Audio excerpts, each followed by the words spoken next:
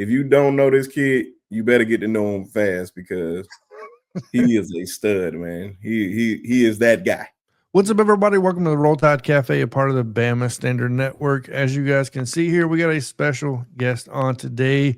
My boy Brenski Sharpe from Sharpe Shooters Podcast and all that good stuff. I appreciate you getting on here, man. Oh, yeah, man. Anytime. You my dog. Tell everybody where they can find you and what your YouTube channel is about.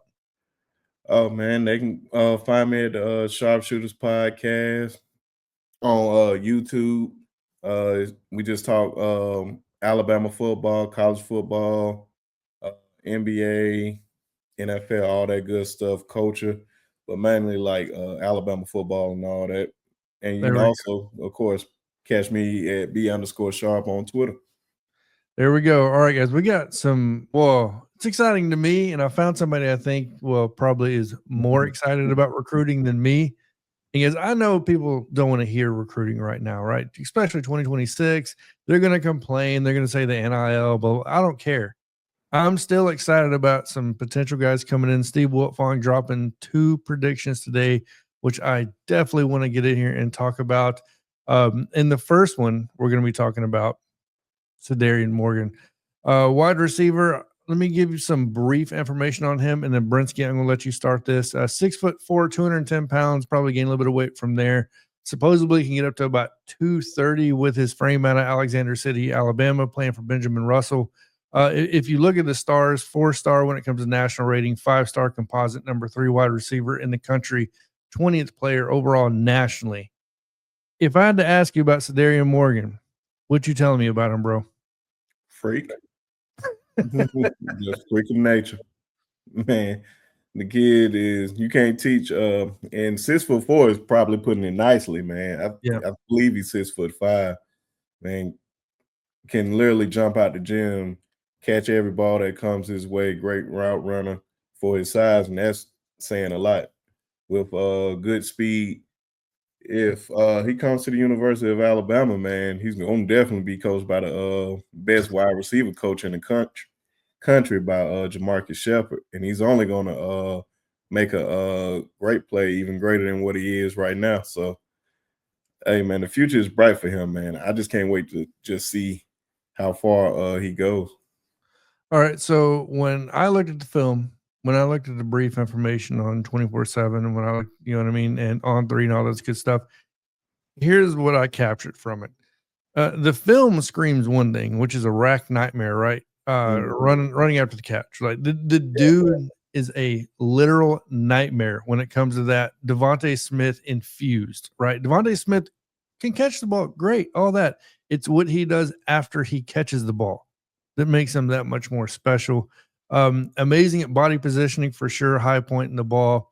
Like I said, expected to gain 15 to 20 pounds. You're talking about a multi-sport athlete here, basketball and track and field. And a lot of these guys this big, the reason why they're usually not rated so high, well, it's because usually they don't have the top-end gear. That's not the case with Cederian Morgan. He has that top-end gear, right? So that's why a lot of people were so high on Julio Jones when he came in. Look, he had the frame, all this great stuff, and I'm not calling him Julio Jones, folks. Let's relax, right? He's not at Alabama. He's not at Tuscaloosa right now. He's just projected to go there with Kalen DeBoer. But, yeah, when you're talking about a freakish athlete, freakish wide receiver that can line up anywhere on the field, and by the way, the one thing that caught me off guard, Brenski, is the fact that where he gets a lot of his best positioning, his best plays, is coming out of the slot position, which threw me off for a guy at 6'4". Can you explain to me why a guy 6'4" is making plays out of the slot and not at the end of the field? He's all around talent, man. He can do it all. Now, I say, if you have that type of guy playing the slot, good luck. It's already hard to cover a smaller guy. Like, just think of Hunter Renfrow and think of how good he is. Now, you put a guy like him that doesn't necessarily need to be on the outside, but you put him on the inside, he's a matchup nightmare. Now he has options to like really spread the field, man. So, yeah. All right, so we got done with one guy. Let's bring over the next guy here, running back Ezavier Crowell. Now, this is the guy I'm telling you right now, I've been high on for a little bit. I've been paying a little bit of attention to, right? So looking at some film, doing some research and stuff like that. Basic information, same thing, 2026 class.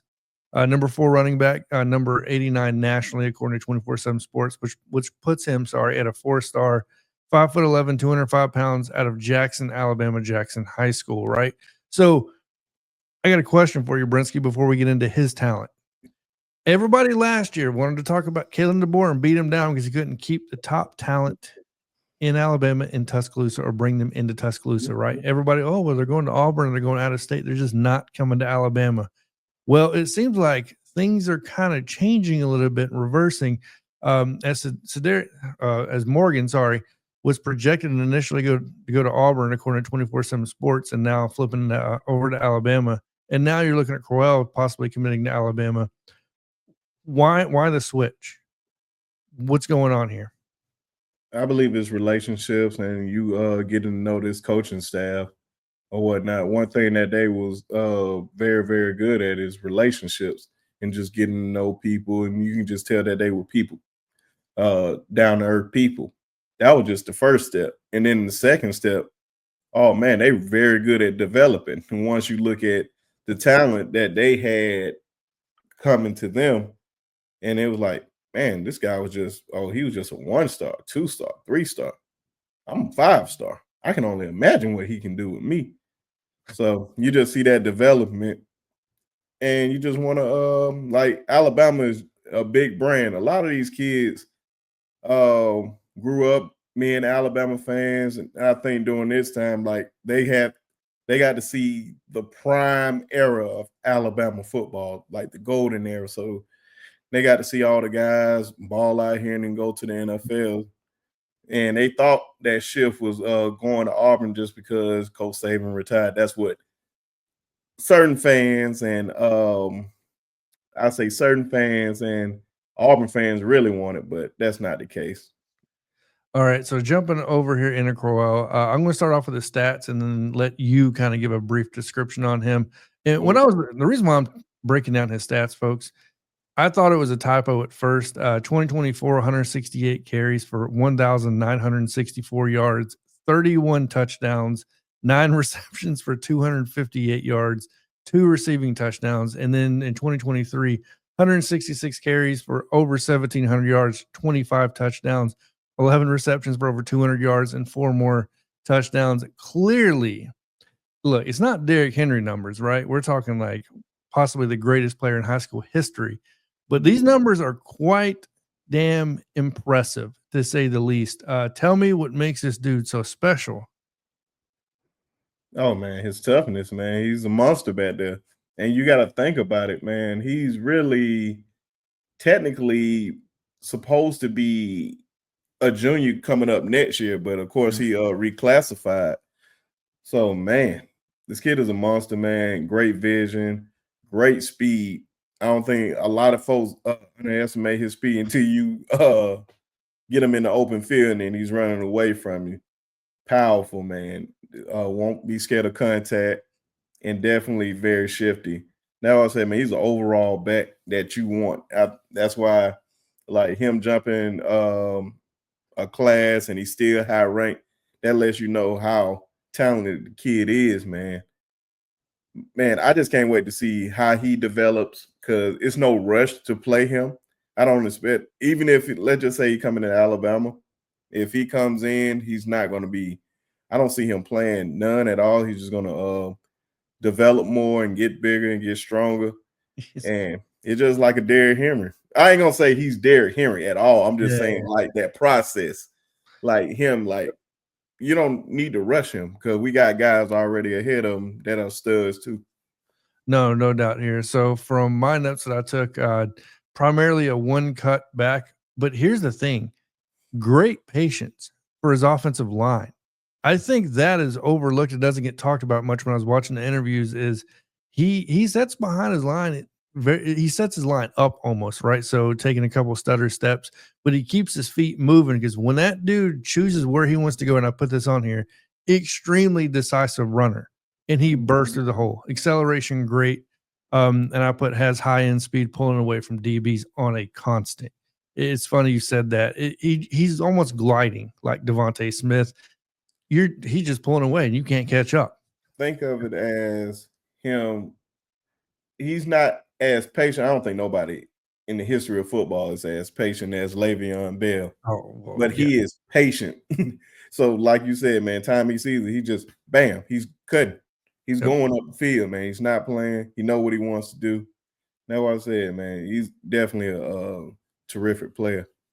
So to finish this off, I'll put excellent acceleration through the hole and attacks the edges. My God, when he sees he has the edge, I don't know how he sees it half the time because he's not looking at the edge, right? I guess he just has that vision, that sense. And when he senses the edge and he cuts to the edge, you're not going to catch up to him, right? So if he's got the angle at half the time, they have the angle, he's still pulling away from you.